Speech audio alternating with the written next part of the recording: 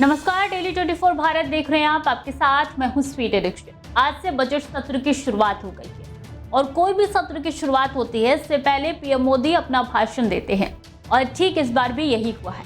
Budget सत्र से पहले प्रधानमंत्री नरेंद्र मोदी ने कहा है कि मां लक्ष्मी से प्रार्थना है कि देश के हर गरीब और मध्यम वर्ग समुदाय पर मां लक्ष्मी की कृपा बनी रहे। शुक्रवार को वो संसद पहुंचे और देश को संबोधित किया। उन्होंने 1 फरवरी को पेश होने जा रहे उनके तीसरे कार्यकाल के पहले बजट को लेकर बात की और 2047 तक विकसित भारत बनाने का अपना संकल्प भी दोहराया। पीएम मोदी ने कहा कि इस तीसरे कार्यकाल का ये पहला पूर्ण बजट है।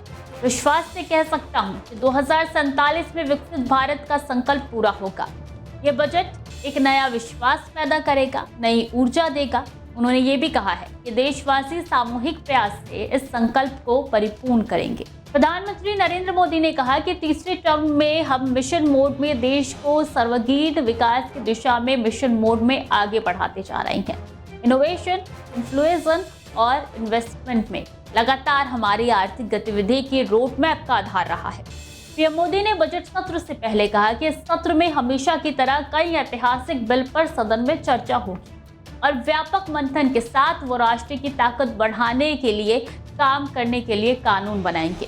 पीएम मोदी ने कहा कि इस सत्र में विशेषकर नारी शक्ति के गौरव को पुनर्स्थापित करना है। पंथ संप्रदाय के भेद से हटकर हर नारी को समान अधिकार मिलेगा।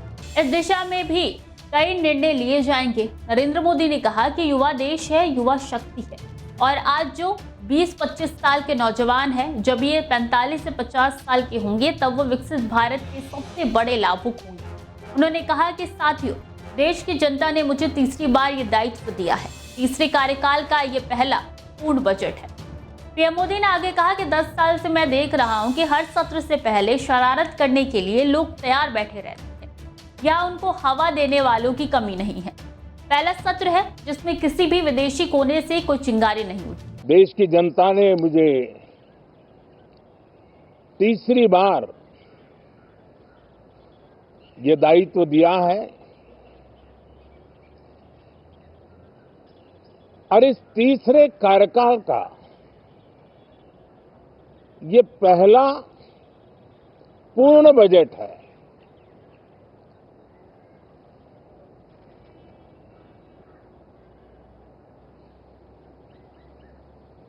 और मैं विश्वास से कह सकता हूं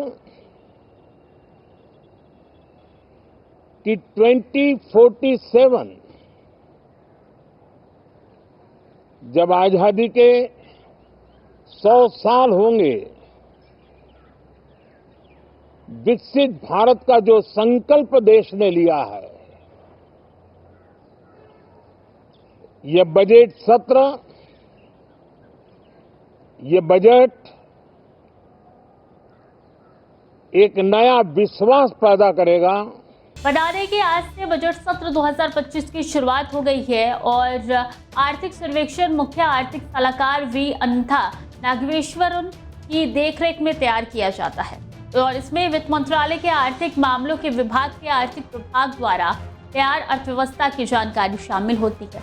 ये दस्तावेज न केवल अर्थव्यवस्था की मौजूदा स्थिति का विवरण देता है बल्कि आगामी वित्तीय वर्ष के लिए एक दृष्टिकोण भी प्रदान करता है।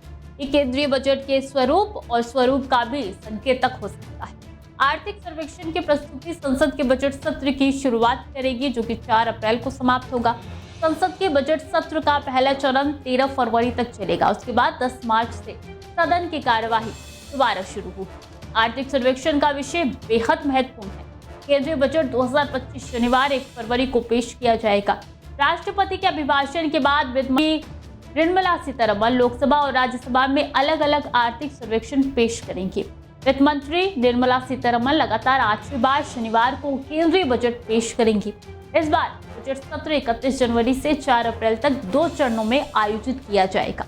सत्र का पहला भाग 13 फरवरी को समाप्त होगा और दूसरा चरण 10 मार्च से शुरू होगा। तो खबरें लगातार जारी हैं, देखते रहिए डेली 24 भारत।